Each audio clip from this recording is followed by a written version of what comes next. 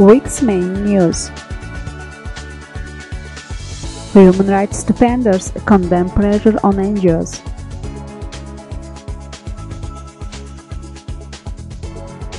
Germany supports freedom in the South Caucasus.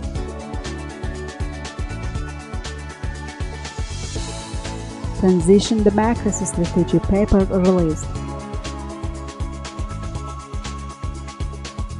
Public prosecutor demands harsh sentences for opposition activists. Opposition activists refuse to testify.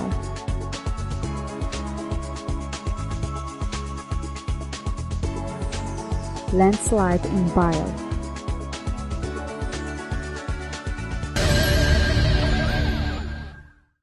Azerbaijan has seen increased restrictions on democratic rights and freedoms since the parliamentary elections of November 2010, which have affected both citizens and the civil society activists who have come to their defense. These restrictions were the subject of today's roundtable hosted by the Institute for Reporters for Freedom and Safety. Anar Mammadli, the coordinator of Defense Alliance for Political Freedoms, cited the criminal case opened against human rights defender Vidal Iskandarov and the demolition of the Office of the Institute for Peace and Democracy led by Leyla Yunus. According to Mammadli, the pressures on democratic freedoms, in addition to the violation of property rights, are in conflict with the philosophy behind the Eurovision Song Contest, which will be hosted by Baku next May. Mammadli said that about 20,000 families have experienced rights violations over recent years. This figure could hit 60,000 by 2013, he claimed. He called on the authorities to put an end to impunity and compensate citizens. The rights defenders talked about holding a solidarity vigil at the sites of the demolished offices of Institute for Peace and Democracy and other two NGOs. Human Rights Club coordinator Rasul Jafarov expressed concern over a dangerous trend, statements by politicians on the need to impose restrictions on social networking sites. He also criticized Azerbaijan's refusal to grant a visa to Christoph Strasser, the PACE rapporteur for political prisoners in Azerbaijan. IRFS director Emin Husseinov brought up the newly tightened visa regime. Now foreign citizens are required to provide evidence of payment for a 3-night stay in a hotel. One of the problems here is that there are only few hotels in Azerbaijan that are able to receive electronic payment in advance. These kind of measures jar with the principles of Eurovision and the mission of the European Broadcasting Council, said Husseinov. The human rights defenders called for visa liberalization in order to ensure that journalists and tourists are able to visit Azerbaijan.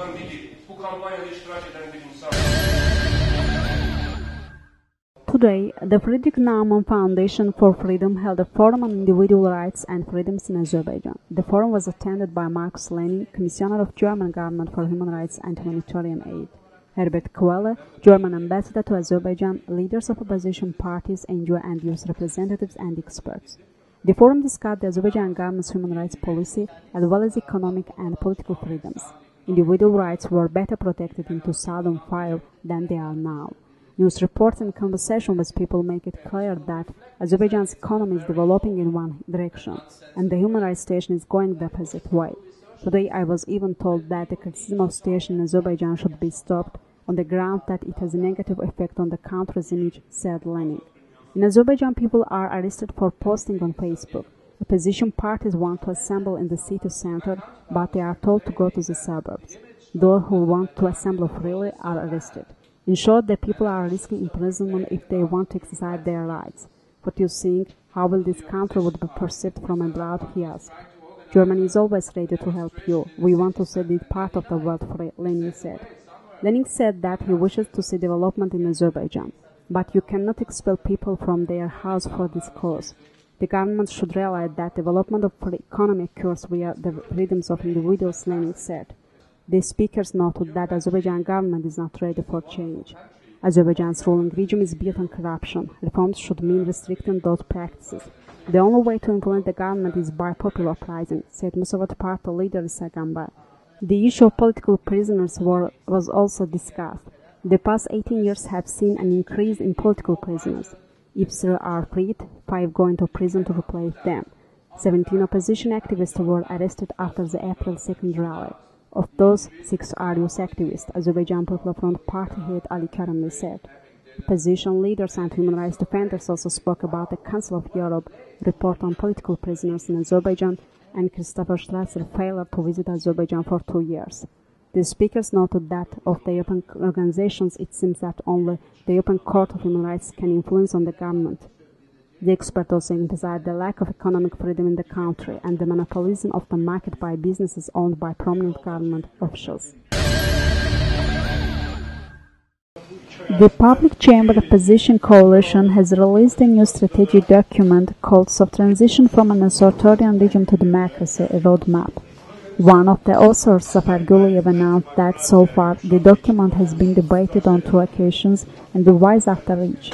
He said that the paper was a response to the ruling party's allegation that the opposition were unwilling to cooperate and open a dialogue.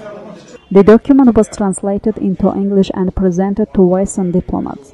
Afterwards today's discussion, Guliyev said that in order for democracy to work in Azerbaijan, there needs to be first a political transition followed by legislative reform. According to Guliyev, this matter can become reality when the government says it is ready for reform. A member of Public Chamber, Pana Hussein, criticized the most recent version of the document and said that a number of important regulations have been removed. He referred specifically to the removal of regulation permitting protests in Azadlik Square, which has been taken out. The Public Chamber must enter into a dialogue with the society before it opens discussions with the government, he said. Political scientist Arastin Oruclu agreed that the document acts as a roadmap for the transition to democracy. He claimed that it doesn't reflect what the Public Chamber wants. Afterwards, he wanted to discuss corruption. He also said that documents should contain regulations for the protection of property rights. Deputy Chairman of the Azerbaijan Popular Front Party, Nurattin Mamadli, emphasized the need to include of regulations on corruption.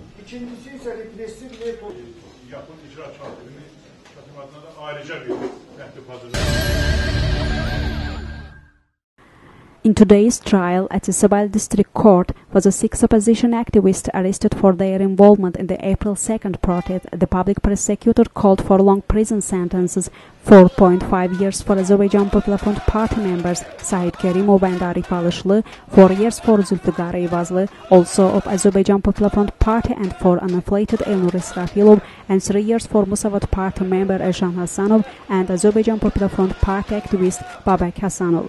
The defendants are being charged with the violation of social order and vandalism. Then the victims, who had filed civil lawsuit against defendants, presented their claims, after which followed speeches by the lawyers. Lawyer Fakhrettin Mehdiyev criticized the public prosecutor for basing his speech on the testimonies heard during the investigation instead of those heard in the hearings. He said that requesting sentences without proof constitutes a legal violation. Lawyer Yalchin Imanov said that charges brought against the activists are unfounded and so any punishment is illegal. He also contested the civil lawsuits.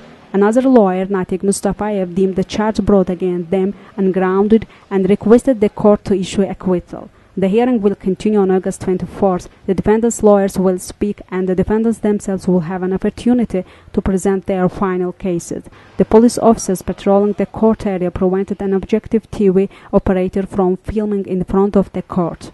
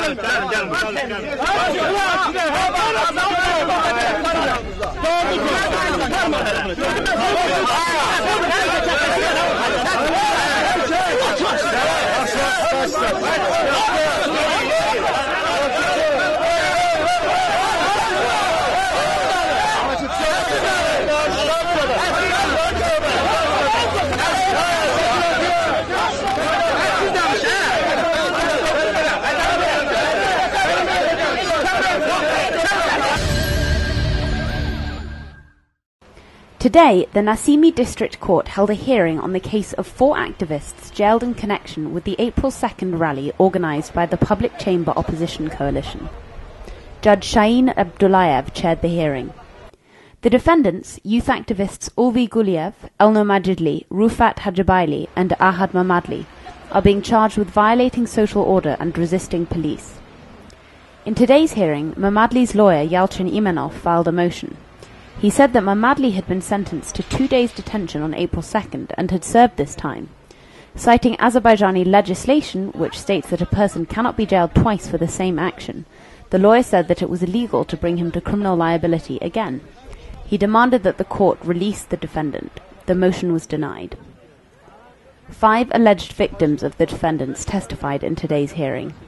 Photo, video and voice recording was not allowed, reported the lawyer, and 2 of the defendants, Elno Majidli and Rufat Hajibaili, refused to testify. The next hearing will happen on August 22nd.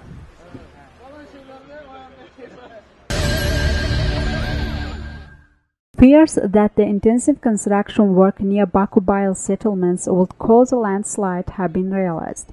Huge cracks have appeared on the road leading to Gülistan Palace. Soldiers were working to fulfill the cracks, which were first noticed last night on the hillside below Matters Alley. The police were not allowing people or cars to travel between Bail and Gülistan Palace. The Emergency Situations Minister Kemalettin Haydarov and the Deputy Prime Minister Abid Sharifov were also at the scene. "Do not panic, we all know that this is a landslide zone," Sharifov told reporters.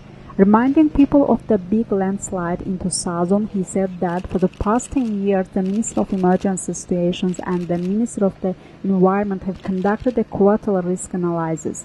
On 16 August, we marked changes in the territory and felt it necessary to take measures to prevent another landslide, continued Sharifov.